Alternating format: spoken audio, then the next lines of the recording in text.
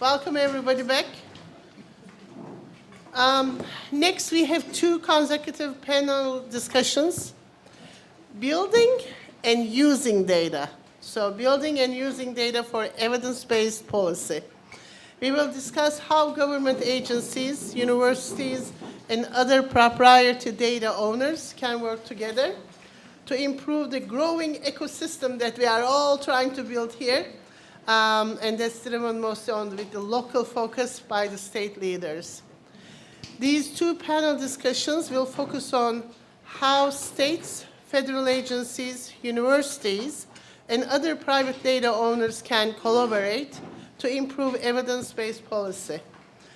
The first session, which I'm moderating, will focus on the discussion around building the data so that it can be easily accessed and utilized by policymakers and other decision makers to evaluate the state and local programs.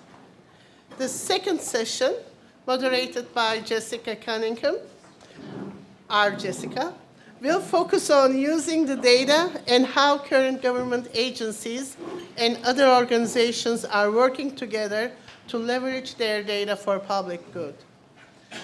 We have wonderful panelists this afternoon to talk with.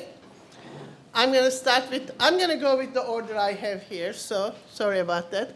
Thomas, we have Thomas Kejner, who is a group manager in the industrial output section at the Federal Reserve Board. He and I worked together during the early months of COVID to assess the U.S. labor market dynamics based on weekly payroll data.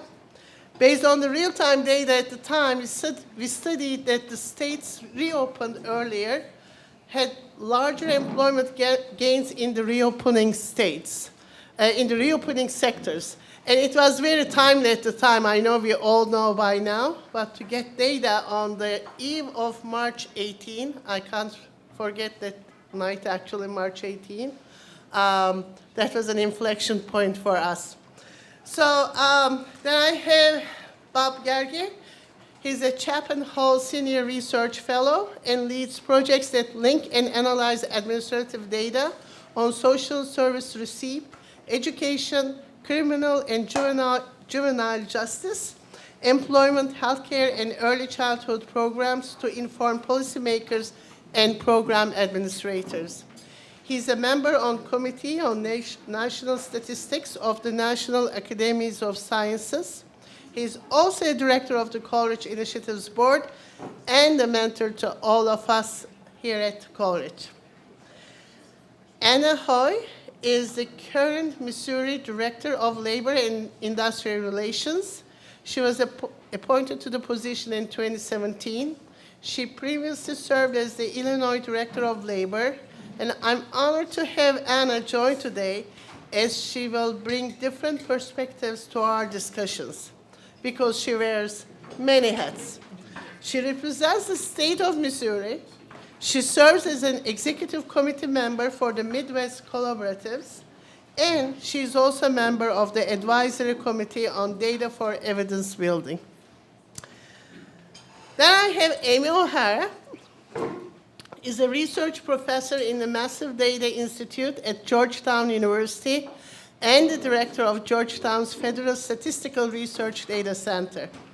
At Georgetown, Amy works on governance models and privacy-preserving methods to support data access for research and evaluation. She is also a member of the Advisory Committee on Data for Evidence Building. Last but not least, Mark Zandi is Chief Economist of Moody's Analytics, where he directs economic research. Mark is a co-founder of Economy.com, which Moody's purchased in 2005.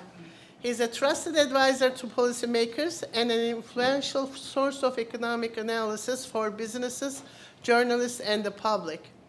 Mark frequently testifies before Congress. He also recently joined the Coleridge's board as a director. I'm done with the bios. I'm done with the introduction, guys. Okay. Huh?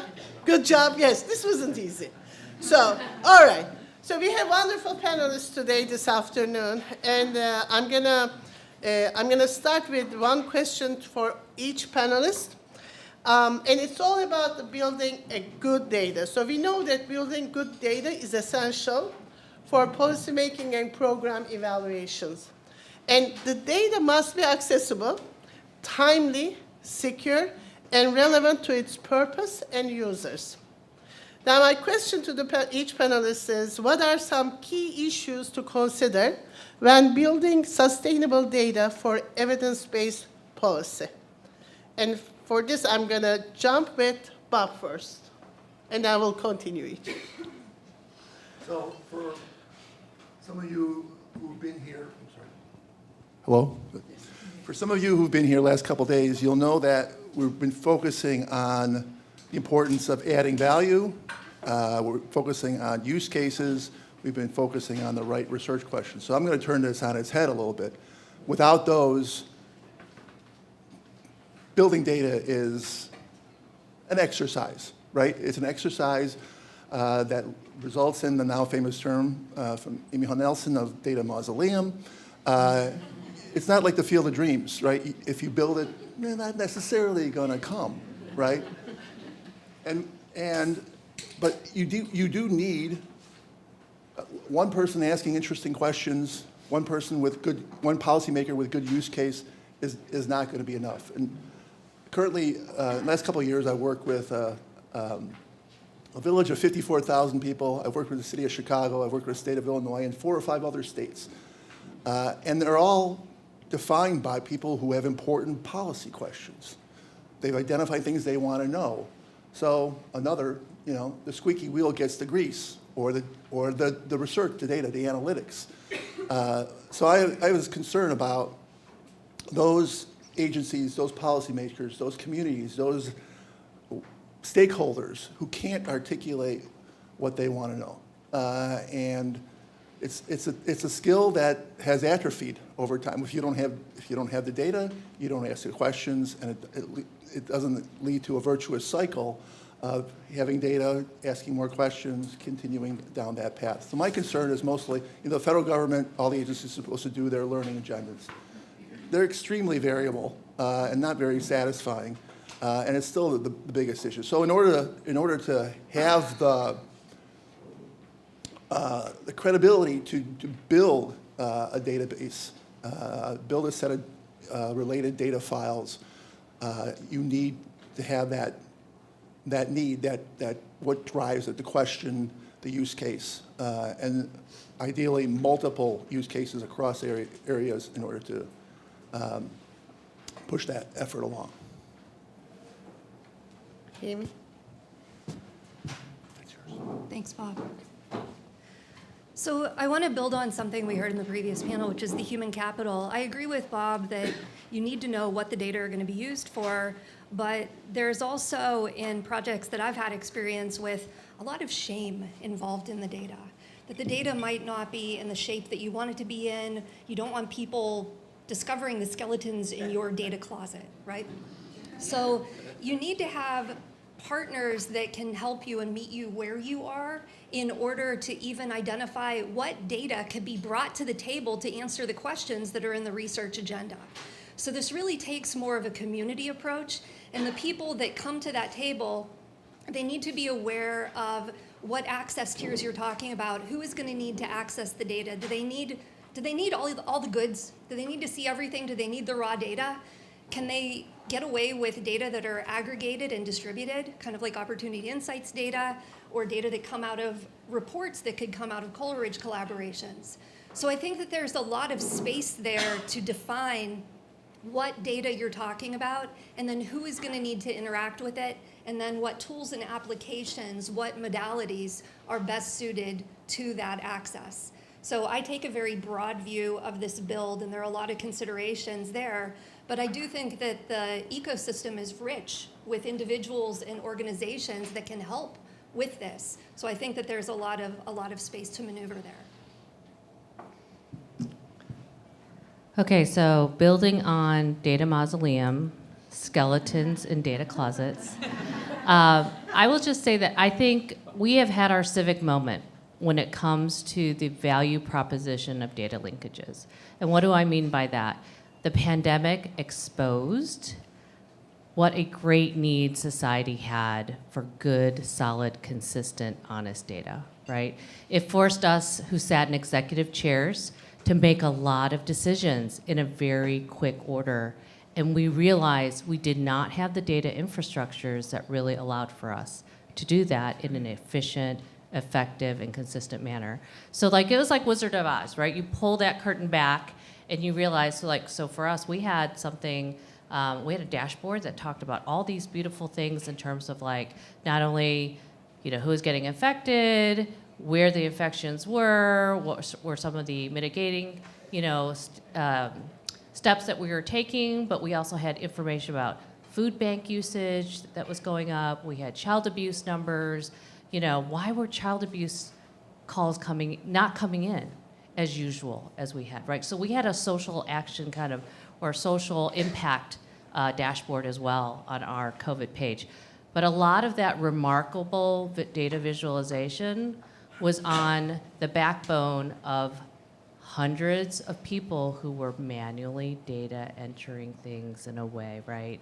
Putting stuff in Excel sheets, exporting it over. Tableau made it look beautiful.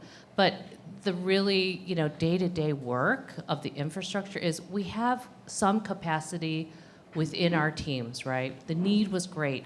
We put ourselves out there. I mean, state staff, National Guardsmen, temporary staff that we hired, we got the job done. But again, it exposed to us that the basic data infrastructure that existed at many state levels were underinvested, not just technically in terms of the IT, but also underinvested in terms of, again, having the human capital to kind of bridge that. So I think we really have to harness this opportunity of the interest, the willingness. I think Congress has put significant dollars towards infrastructure, and data has to be viewed as a key infrastructure component. It is what we run our programs on. That's not just how we evaluate it, but it's how we really understand how are we impacting that individual.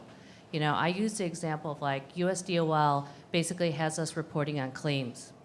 My governor didn't want to know how many claims I processed. He wanted to know how many citizens did we help, right? And we know at least in unemployment, people rolled through that program in different ways at different times, depending on what their individual circumstances were. So again, I think there's a lot of opportunity here. We've got the public's attention too. They want to understand how their data is being represented as well.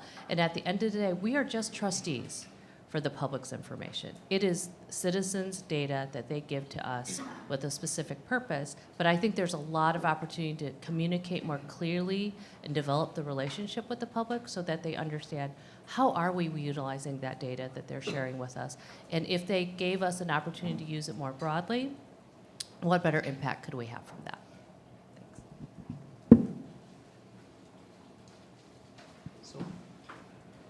Given that I work for the Federal Reserve Board, I would first like to say that my words today just represents my own opinions, and I'm not planning to talk about monetary policy anyway.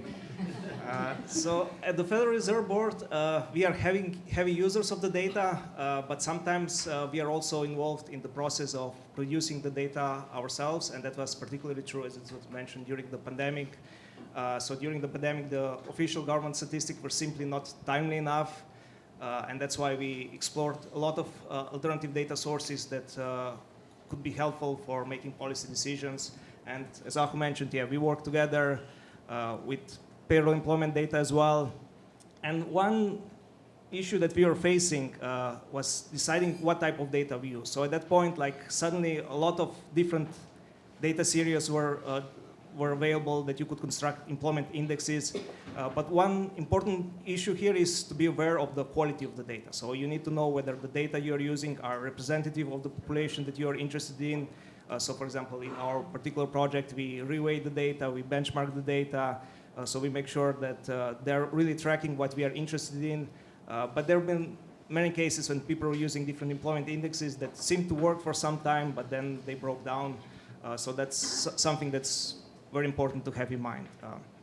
Another important thing is to be aware of potential structural breaks or methodological changes in the data, and that's sometimes especially important when it comes to those non-traditional data that are just collected as a byproduct of what some businesses are doing.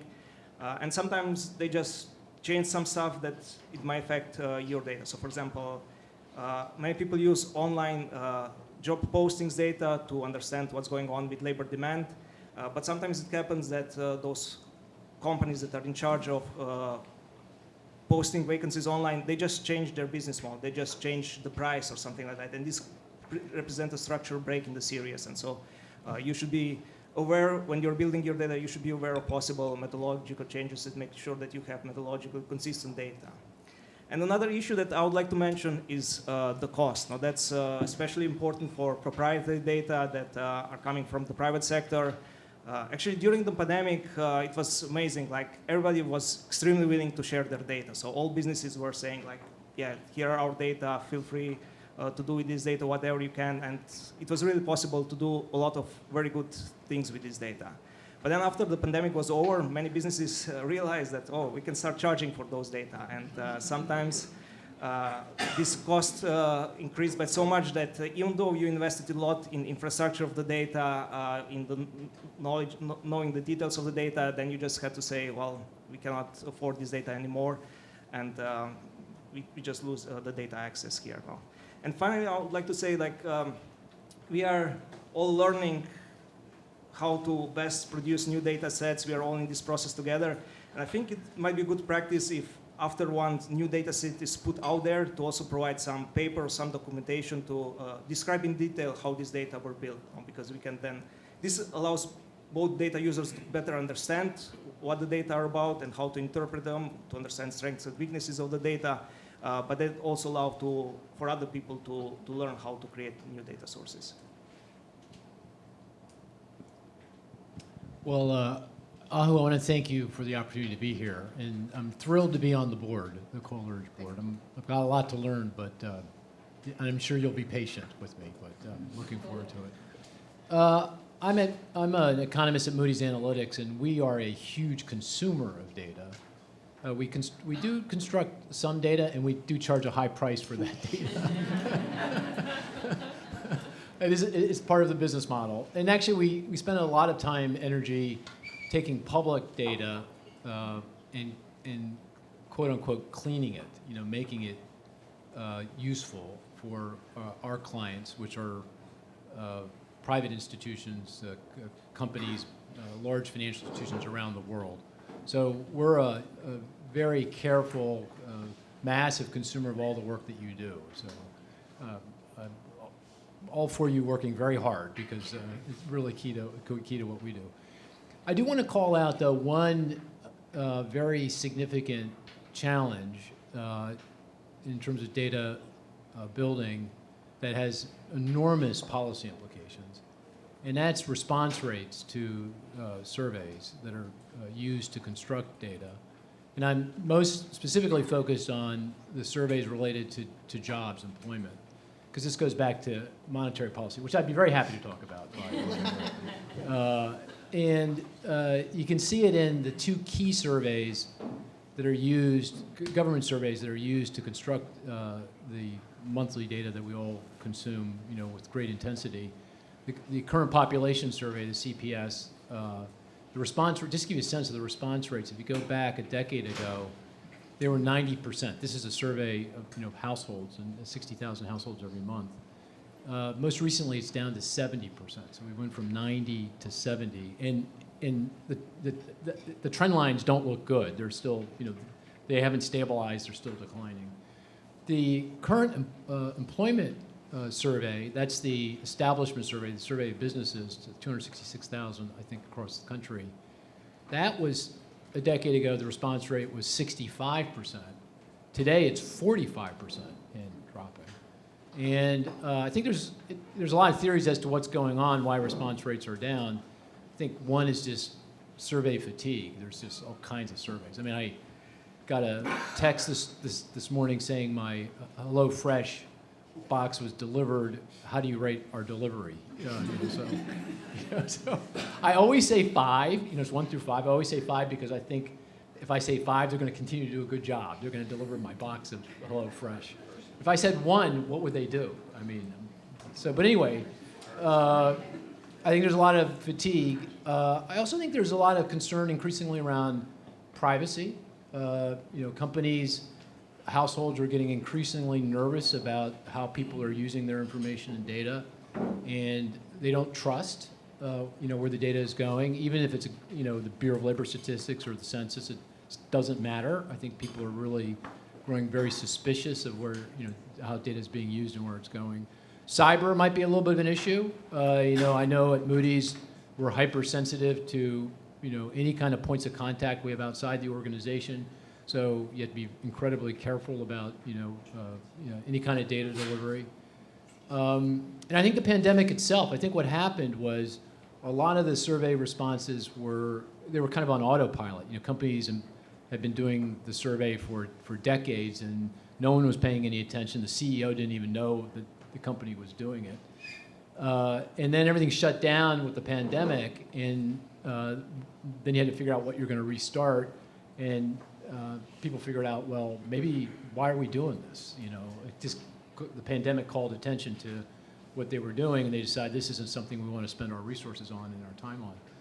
And I'm sure there's other theories as well, but the quality of the information we're getting is eroding, I think, as a result. And it's not, maybe ultimately we end up in the right place. I mean, after revisions, and because ultimately, they still collect data and the response rates ultimately, rise.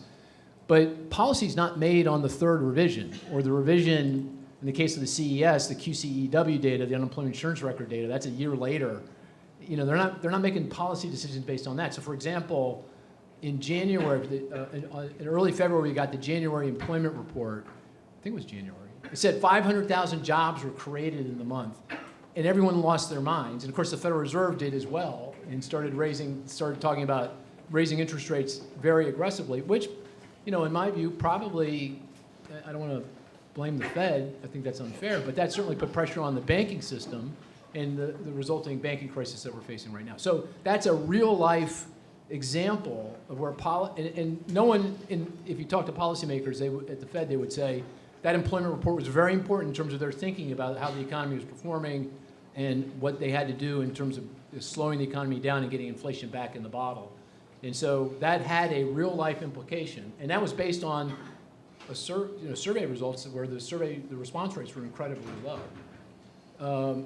And that's on top of all of the other issues involved with the kind of real-time data that we're observing. Take the employment data again, the so-called problems with seasonality, seasonal adjustment, residual seasonality, because the pandemic caused the economy to shut down and reopen, created big swings in jobs and economic activity, scrambled kind of typical seasonality in the data, and trying to tease that out statistically is incredibly difficult. But you mix that with the low response rates, we got a problem. So I think, in constructing data, at least data that's used mostly by policymakers, I think that are largely survey-based, we really got to figure out what's going on there and figure out how to address that. Yep, and quality of that information is important, especially if we are talking about building data for value creation. For that, we should also think about the data linkages, right? Data linkages is also a foundation to get the value out of the data that we are building. So I want to switch to data linkages in terms of the creating value. From your perspective, what are the most significant data gaps that could be resolved by linking existing data to generate value? And I'm going to go with Thomas, Amy, and Mark. Okay, so I'll talk about a few areas, and actually the first one is one that Mark just mentioned. So it's true that we have this huge decline in survey response rates, and this can create a problem because declining response rates are likely not random, so this could create some bias in the data and make the data less reliable. So I think one potential solution here would be to link the survey data that official statistics agencies are using with some private data sources. So for example, what I have in mind, you have a lot of those private payroll providers that they have pretty good data on employment, and if statistical agencies would use this data, this could help address this issue of declining response rates. Or for example, similar thing is for vacancies. So the official data series for vacancies, JOLTS. They're based on a relatively small sample size, much smaller than CS. They have even bigger response rate issues than CS. But on the other hand, we have also all this online data on vacancy posting. So if you were able to link this data together, I think there's some potential to improve and get back to better quality of the data we are using. So another possibility would be to use some databases that were initially created with some other purpose, but perhaps we can use them also for improving official statistics. And to give one concrete example, so we have a so-called National Directory of New Hires and also State Directory of New Hires. So basically there's a legal requirement that employers need to report all new hires within 20 days of date of hiring. And basically the idea is they use this data for enforcing child support orders, sometimes to deal with unemployment insurance fraud.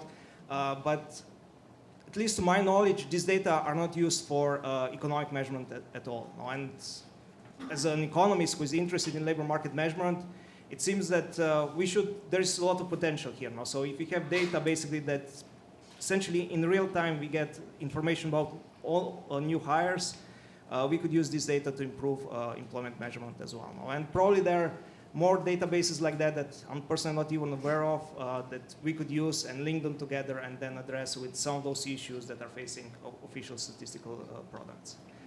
Another area that I would like to talk about is perhaps to have a better access to state-level data. So the way things currently work is that states basically collect the data. They send this data to BLS or Census. Then BLS or Census, they analyze the data and produce statistics and then publish state-level statistics. But because of this process, this introduces a lot of lag in when these data are available. And I was thinking like there is another role, there is a possibility where states themselves could start producing some of those statistics. So take the QCW data, produce employment series out of that, perhaps link to other data sources that are available at the state-level data. You can link with other data sources, and then perhaps have a state-level employment series basically in real time based on administrative data. So at the Federal Reserve Board, we are basically, at the end of the day, interested in national data. But if we had like some state-level data that were really good quality, and for example, for a few big states, this could be actually really helpful to tell us in real time what's going on with the economy. And another thing about state-level data is also that I know some states are relatively liberal in providing data access to researchers. And when this is happening, that can be very helpful because researchers then use this data and can provide a lot of analysis, a lot of research that can help with evidence-based policymaking on the state-level data. And talking about significant data gap, so one significant data gap that exists is like related to firm exit.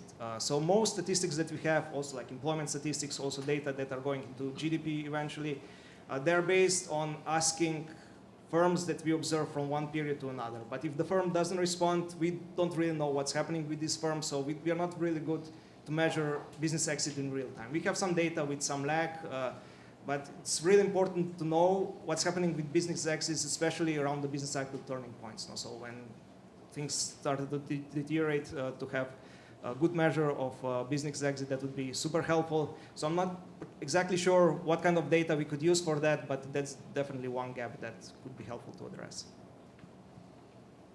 Amy? Oh, I have a lot of notes. So before I get into the gaps that I would fill, I want to speak up as a practitioner. When you're doing linkage, I want to make sure that nobody thinks that it's a complete linkage or it's a completely accurate linkage. I just want to disavow you of that belief. And before Georgetown, I worked at the Census Bureau for many years, and I led their linkage shop. And one of the big projects that I did was taking the 2010 census and tried to match it to administrative data, trying to do a register-based census. We were able to match, put linkage keys on 90% of the population. That sounds pretty respectable.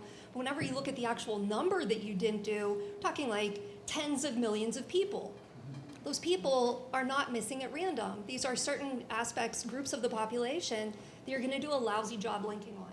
So I have enormous confidence and trust in doing linkage and getting answers out of it. I just wanna make sure that nobody thinks that that is without risk or that it is completely equitable.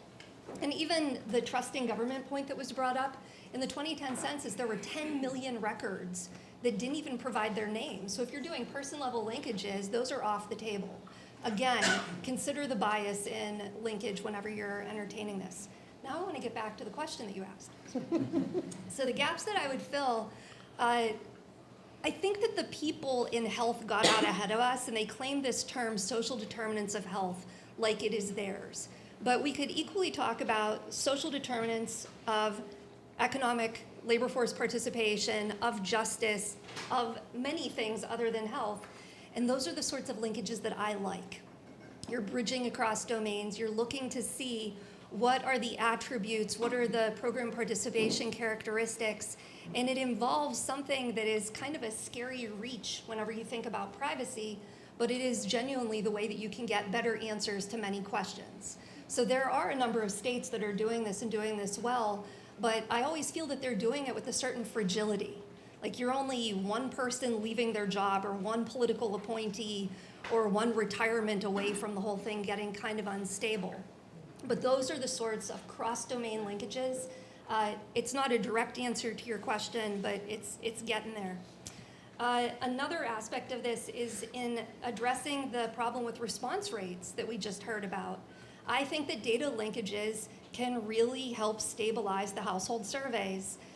You mentioned that the response rates were declining, but if you zoom in on the CPS or the ACS, and then you look at item non-response, the percentage of individuals not reporting on their earned income is even higher than numbers that you cited. And so the methods that you could use to address that sort of item non-response, this is a beautiful use case for data linkages. And that data linkage could involve linkages up to tax data held by the IRS or earnings data held by SSA or the NDNH data. And the reason we don't see a lot of wide use of that is because legislatively they are restricted in how those data can be used.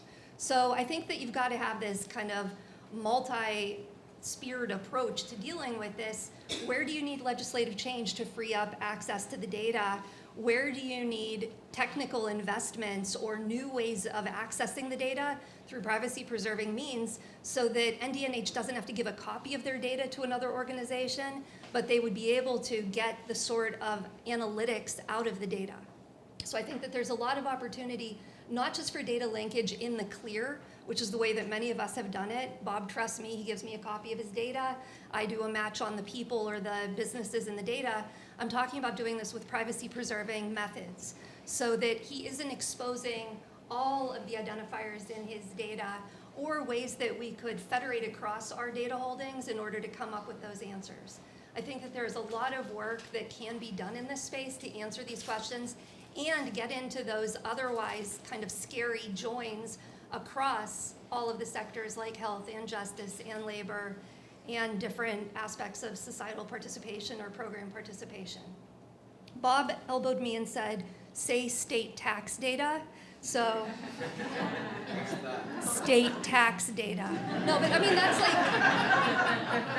what you have. You should have sat next to me. But when I said before that there's like, where are the treasure troves of earnings data? There's only a couple of buckets of these, and state tax data is part of it, but you'd have to go state by state or you'd have to have federated across that. But I think that these are important policies / legal / technical conversations to have. And I think that we are at a point in time where we can actually address some of these challenges. Well said. Mike? I know we're running out of time, so I'll keep it very brief. I think the linkages are within government, and I think Thomas made the point, government to the private sector, I think is also very important, increasingly important, because that's where the action is, that's where a lot of resource and money is being devoted, and ultimately that data is going to be better than the government data, because people are making money based on that. So I think it's really important to think about linking with the private sector. And one area I'll call out where I think that's particularly could be fruitful is in demographic data. And there's 2 time series that bug me to no end that I don't understand why we can't measure them better. One is the number of households, simply the number of households that are out there, you know, by over time, by state, by metropolitan area. I defy you to come up with a good estimate of households on a timely basis. There's all kinds of different sources, and they don't foot, and they're very difficult to use, and give you very different stories about what's happening. Going back to public policy, I can look at the housing vacancy survey, and I can look at the census data, and they're saying two vastly different things about what's going on with regard to households. The other is migration. Migration is critical to the economy's performance. Housing markets, commercial real estate markets, property taxes, all kinds of public policy issues, immigration flows, and there's actually some very good public data. Like, for example, we get all the credit files in the country every month from Equifax, the credit bureau, anonymized, obviously, and I can see the address. I can see address changes, so I can tell you how many people are moving from, the urban core of Washington, D.C. to the suburbs, the exurbs, rural areas and other urban areas across the country on a monthly basis. I can tell you for the month of February how many people were doing that. And that data is a census. It's not a survey. It is a census. And very valuable. And I don't understand why that can't be linked in with government source data to make that better and more useful to people. So that's just a very clear, concrete example that would, if we just spend a little energy and time on that, significantly enhance, the information that's needed by public policymakers for lots of different policy decisions that they have to make. But I'm going to share, when I was at ADP, I actually met with BLS to bring the data together, to link the two data sets. And our struggle was the government side was not open. They wanted to get the data from the private, from our data, and our company didn't, at the time, did not want to do that either. So this really requires a little bit more of open mind from both parties. Otherwise, it's going to be very difficult data. If we are thinking this one way, we cannot get any data from the private side unless they charge. So that was the challenge. So, okay, we talked about creating the value. We talked about the data linkages. And states are rich with data, but they need help. May I say that? We all need help. So, and the universities, research partners, research organizations, nonprofits come into the picture here. So my last question will go to Bob and Anna. Where do you see the opportunity in and across states in which we can drive growth and collaboration to enhance program intervention and evaluation at the local level? Anna? If you haven't taken a look at the year 2 report for the advisory, is it advisory committee on data for evidence building? Okay. ACDB. Yeah, the ACDB. It's in the, which part? The BEA.gov. Yeah, thank you. Thank goodness my fellow member is here to help me with that. But there's a lot of great use cases of success already on a state level in terms of where we already know we have issues and we're finding ways of how to figure out how to link them and have really good use cases and pilots going on that. But, to Amy and Bob's point about state tax information, I'm going to raise the bar. I'm going to say IRS tax information. Yes, I know my state colleagues in the room, right? So those of us who lived and ran an unemployment program during the pandemic, the IRS data would have really helped save our bacon in many ways in processing a brand new program called the Pandemic Unemployment Assistance Program. It really introduced a population which I understood needed help, but it used the traditional unemployment insurance model that didn't necessarily allow for us. And states don't necessarily have self-employed data, right, in terms of the reporting. So I think, again, we are data rich, but sometimes we have the keys in our pockets and we're not willing to get them out. And sometimes that means we're going to have to change the law, change the regs. It's going to have to be on a state or on a federal level. And we do have to have that value proposition of out there saying, we need to change this because we can't answer this really important question to society unless and until we can unlock the key to the Fort Knox of data, right? And so I think that's one of the biggest things is if we can come together with some really big social questions like, okay, so how did we unlock Social Security information. It was child support, right? We wanted to make sure that those kids got the money from the non-custodial parent to support them. That was kind of that civic moment that said that is important enough for us to take that risk on of sharing that data. So I think there are going to be more opportunities for that. I think the topic of just economic mobility and the ongoing changes in our workforce are going to force us to think about that too. But just think about economic mobility. I mean, that's a whole host of social service programs, of workforce programs, of other economic programs, social justice programs too. So those are all ways that I think, again, that are going to push us to, again, tap into that data-rich environment that we have. We know we have the data, and sometimes we know we have the questions, and we may not know how to best connect those data sets. You know, I often get requests from legislators that ask for very specific sets of data. And I've been called a little sassy to pose the question, like, well, what's the question that you're trying to answer?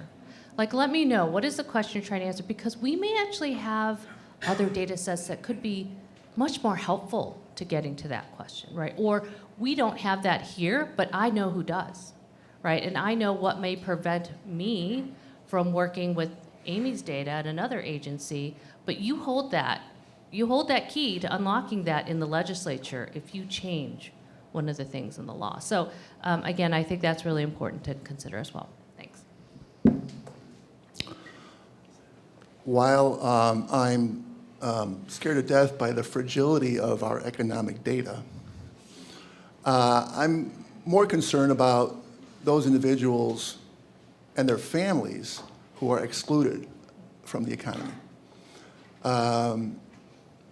We did a study a few years ago in the ADRF